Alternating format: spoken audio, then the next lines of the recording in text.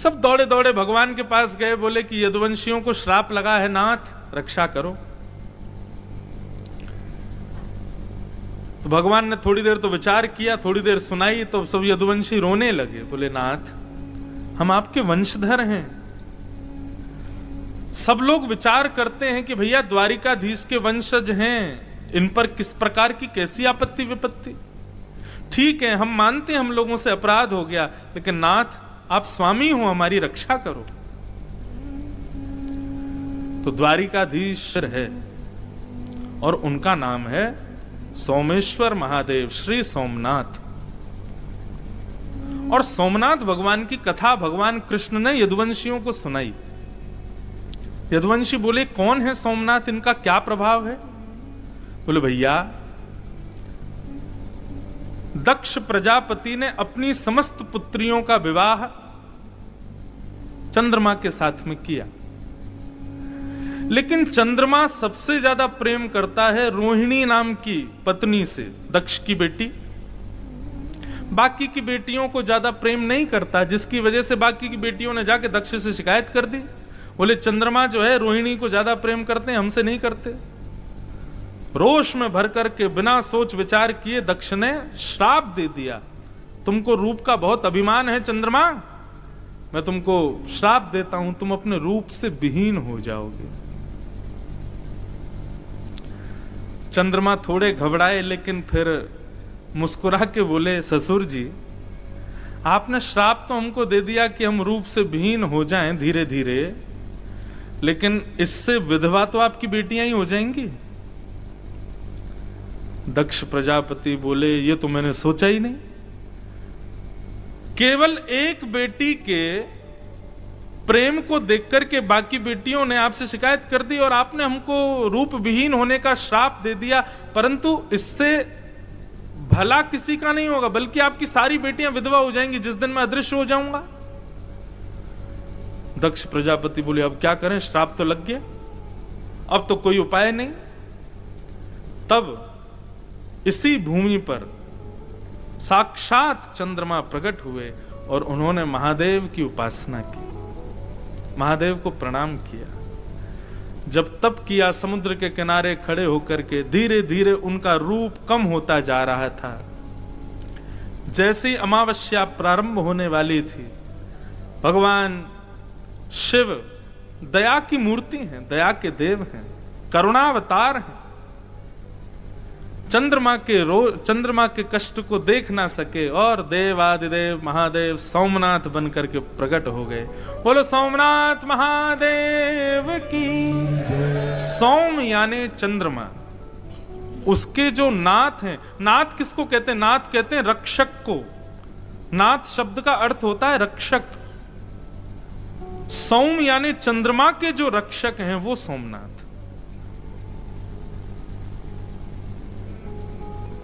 चंद्रमा के सामने प्रकट हो गए, बोले क्या बात है चंद्रमा, इतने दुखी क्यों हो?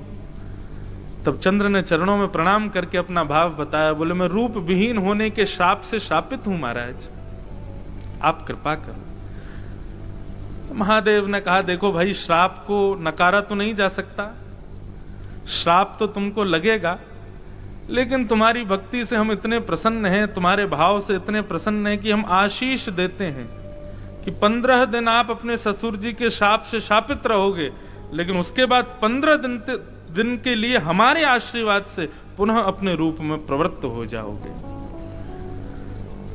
श्राप तो लगेगा, लेकिन हमारा आशीर्वाद भी मिलेगा।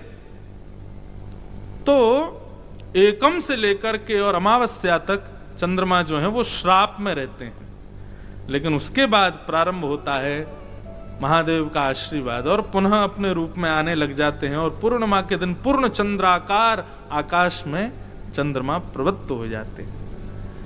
ऐसे महादेव के प्रणाम करने से, ऐसे सोमनाथ भगवान को प्रणाम करने से चंद्रमा बन गए। भगवान कृष्ण बोले हमें लगता है कि हमारे यदुवंशियों के श्राप को भी शायद महादेव इसी प्रकार किसी आशीर्वाद में बदल दें। तो भैया आप सब लोग यही कीजिए, द्वारिका से एक बढ़िया नाव करते। अच्छा, अब जो द्वारिका हम लोग जिसका दर्शन करते हैं, इसका निर्माण विश्वकर्मा ने किया। परंतु जो द्वारिका भगवान द्वारिकाधीश जिसमें विराजते थे वो ये नहीं थी।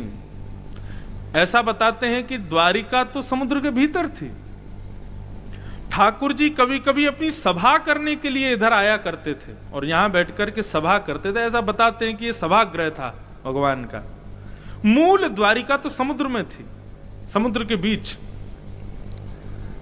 तो भगवान ने कहा बढ़िया नाव बुलाओ और भाई एक काम करो, सारे यदुवंशी उस नाव में बैठ बैठ करके और सब लोग चलो कहां? सोमनाथ। वहां जाकर के ब्राह्मणों को दान करेंगे, महादेव का रुद्राभिषेक करेंगे, उनसे प्रार्थना करेंगे, वंदन करेंगे, समुद्र के किनारे बैठ के महादेव प्रकट हो जाएंगे प्रसन्न होकर के, तो फिर हमारे इस श्राप को आशीर्वाद में बदल देंगे। ये बात सुनते ही महाराज सारे यदुवंशी नाचने लगे, बोले जय हो द्वारिकाधीश की जय हो, आज द्वारिकाधीश ने आनंद करा दिया। परंतु बंधुओं, इस कथा में भगवान की एक चतुराई छुपी हुई है। ठाकुर जी ने सब यदुवंशियों से कहा कि चलो सोमनाथ, वहां जाकर के महादेव की अर्चना करेंगे। सब खुश हुए एक को छोड़ के, और वो एक कौन था? उद्धव, भगवान का प्रिय सखा उद्धव। वो भी यदुवंशी है। एक कोने में दूर बैठा बैठा भगवान को तिरछी नजर से देख रहा था। तिरछी नजर से भी ऐसी नजर से देख रहा था मानो चोरी पकड़ ली गई हो तब कोई देखता है, उस प्रकार देख रहा था। भगवान को ऐसे तिरछे कटाक्षों से देख रहा था। तो भगवान ने जैसे उद्धव को देखा तो भगवान भी सकुचाने लगे, कहीं इसको पता तो नहीं चल गया हमारा पूरा प्लान, कहीं ऐसा नहीं हो चौपट करा दे। सब यदुवंशी तो नाचने लगे, अब हम श्राप विहीन हो जाएंगे, अब हमारा श्राप चला जाएगा, सोमनाथ महादेव कृपा करेंगे। सब नाचने गाने लगे, सब जाने लगे। भगवान ने उद्धव को कहा, उद्धव तुम ऐसे क्यों देख रहे हो हमको? उद्धव बोला, मैं ये देख रहा हूं कि आप चतुर नहीं हो, आप चतुर शिरोमणि हो। हाँ, मैंने बहुत चतुर देखे लेकिन आप जैसा चतुर नहीं देखा। भगवान बोले, ऐसी बात क्यों कर रहे हो? उद्धव पास आया और पास आकर के सामने बैठ गया, बोले बता दूं आपकी चतुराई? भगवान बोले बताओ, हमने कुछ किया ही नहीं। अरे अपने यदुवंशियों की रक्षा कर रहे हैं। बोले रक्षा कर रहे हो आप? बोले जी। तब उद्धव ने कहा, भगवान ये श्राप लगना, सूतक लगना, पातक लगना, पुण्य होना, पाप होना, ये सब जितने भी हमारे पाप पुण्य पातक सूतक श्राप आदि ये जो भी क्रियाएं हैं, ये उनको लगती हैं जो ब्रह्मा की बनाई पृथ्वी पर रहते हैं। और आपकी ये द्वारिका नगरी ब्रह्मा ने नहीं बनाई है।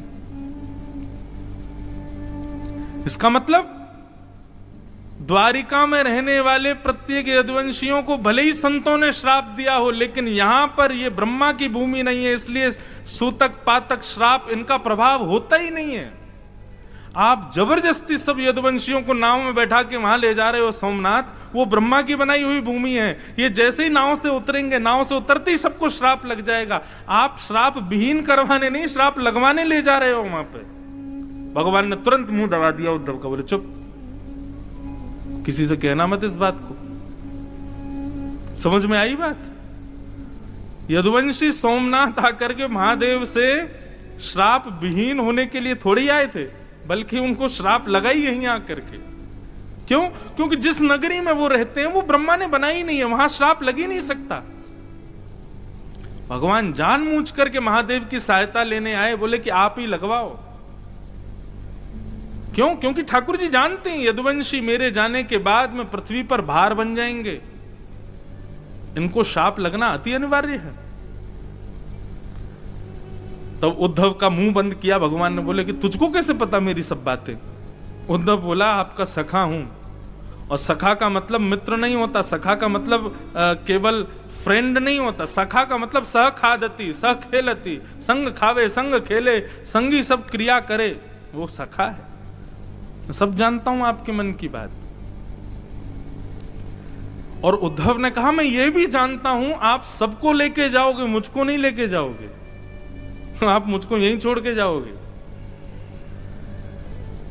भगवान ने कहा, मैं चाहता हूं कि मेरे बाद ये यदुवंशी सब श्राप से नष्ट हो जाएंगे, द्वारिका समुद्र में डूब जाएगी उद्धव, तब मेरी भक्ति की ध्वजा को लेकर के तुम पृथ्वी पर भ्रमण करना, इसलिए तुमको नहीं लेके जाऊंगा।